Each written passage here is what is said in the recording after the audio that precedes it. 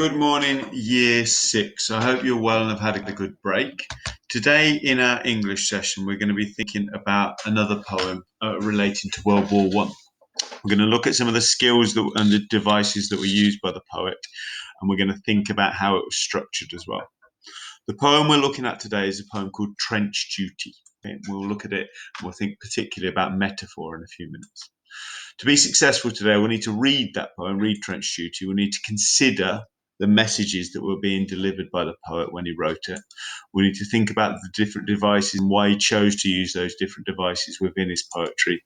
And we need to understand what a metaphor is, and we'll practice using metaphors in our own writing. Previously, we've looked at In Flanders Fields, Dulce Decorum Est, and Anthem for Doomed Youth. Now, there's 6 elements from those poems, whether they're the writer of the poems or some of the lines from within them that are beneath there. I'd like you to have a look, see if you can remember from before half term which poem has which element. So which one opens with the line, "What passing bells for these who dies cattle?" Which one included Latin? Which one contained the line, "We shall not sleep though poppies grow"? And which two were written by Wilfred Owen and which one was written by John McCrae? So pause the video while you think about that, please. Okay, coming back now, so we'll think the first one, 2 of these were written by Wilfred Owen, so Dulce Decorum Est and Anthem for Doomed Youth. And we remember Wilfred Owen was the gentleman who was living in France when the war started in 1914, came back to England after signing up, then went to France to fight, came back to England with shell shock, changed his attitude to war, which prompted his poetry, and died a week before the end of the war.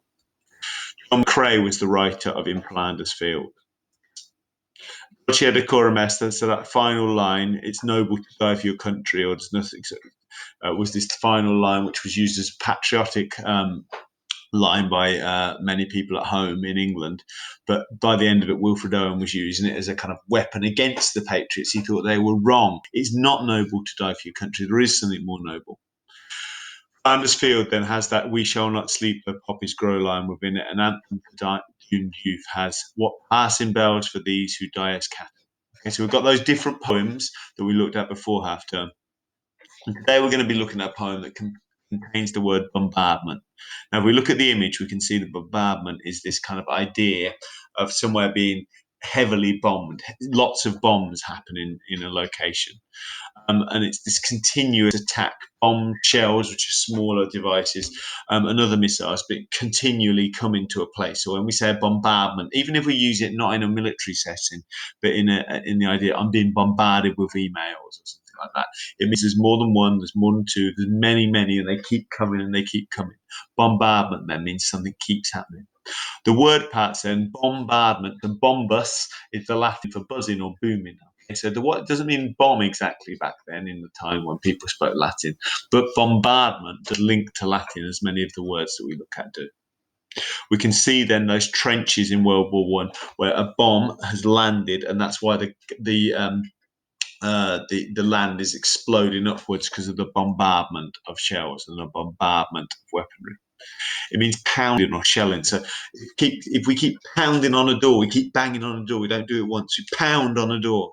And shelling is when shells, so when this kind of weapon is sent to a place, we still hear of places being shelled, which means lots of things are being sent towards them aggressively to hurt or to injure or to affect that location. Antonyms then is that idea of calm, serenity, so calmness. And you might use it as the idea that before you attack them on the floor, so before the cavalry come and attack you on the ground, you'll attack them with your aerial bombardment, so the soldiers will be weakened and therefore not able to defend against the ground force attack. Siegfried Sassoon, then, he's one of the only of our 3 poets who lived for a long time after World War One. He lived until the 1960s. This is a sonnet called Trench Duty. Shaken from sleep and numbed and scarce awake, out in the trench with 3 hours' watch to take, I blunder through the splashing murk and then hear the gruff muttering voices of the men, crouching in cabins, candle chinked with light. Hark, there's the big bombardment of our right, rumbling and bumping in the dark's a glare, a flickering horror in the sectors where we raid the bush. Men waiting stiff and chilled, of crawling on their bellies through the wire. What? Stretcher bearers wanted someone killed. 5 minutes ago, I heard sniper fire. Why did he do it? Starlight overhead. Blank stars, I'm awake, and some chat's dead. Again, it's a really, really chastening poem to read and to think about. The rhymes I find make me stop dead. The overhead dead. Killed, chilled. Those rhymes really affect as I'm reading. What am I thinking I take from it? I take the sadness. I take the idea that somebody feels like they're under attack with big bombardment.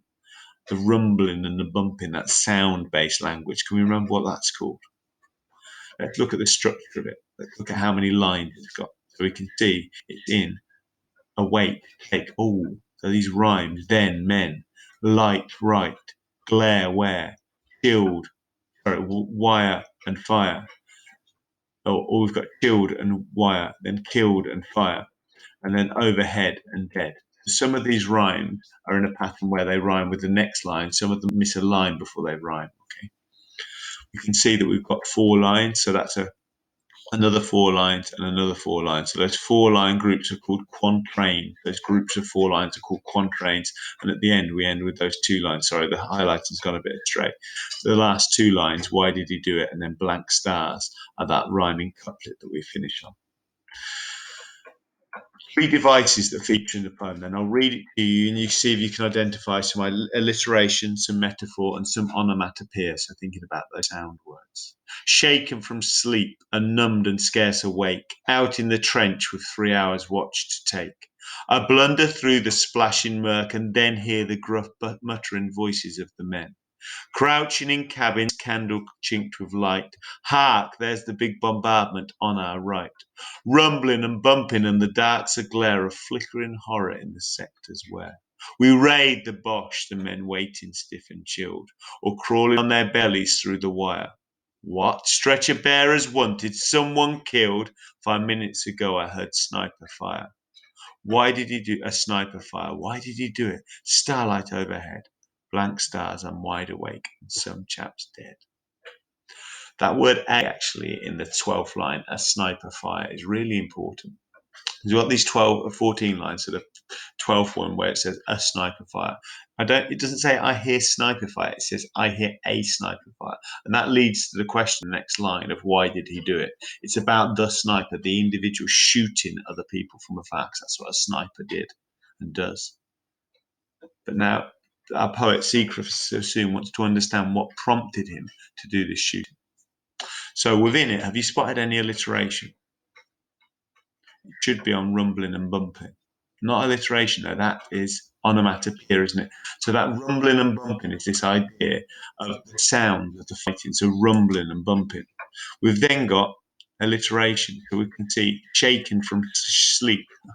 So tricky to say for Mr. Spring there. Shaken from sleep. We can see that. It's tricky to say, but it gets the idea of the sounds that might be experienced by the poet and by the other soldiers. Crouching in cabin. It also adds a rhythm to the poem when you read it, the alliteration. Finally, then, we've got the idea of the dark, the glare, which is that form of metaphor. And that's an example where you see no as, no like, but you're comparing what something is to something else, but you're basically saying it is that. Okay, so you're saying the bombs, explosions, the explosions, then the dark's a glare, a flicker, and horror. So the dark is filled up with the light, which is created by the bombs that go off, and so the dark is a glare. A glare is this idea bright with flickering horror. But that's actually strange because it's also something called an oxymoron. That purple color has gone to the left of where the word oxymoron says. So oxymoron is where you almost put two things next to each other that don't make sense. Okay, so they're opposition. So dark is where is linked to glare. Glare is bright light, like the light in the ceiling here. Darkness is the idea that you can't see. So darkness compared to glare. That's that oxymoron as a device as well. Right, guys. What about metaphor then? Metaphor here. I've highlighted one of these, and you've got this on your sheet. What I'd like you to do is see which one of these are similes and which ones are metaphors. Now, the clue is that in a simile, it's normally got the word as or it's got the word as or like in it. It's not saying something is something. It's saying something's like something or something is doing something as though it was something else. So where I say the house was a zoo, it's a metaphor because I don't have as or like within it. It has just the word. It, it was a zoo, and if I was talking in the present tense, it would be is a zoo.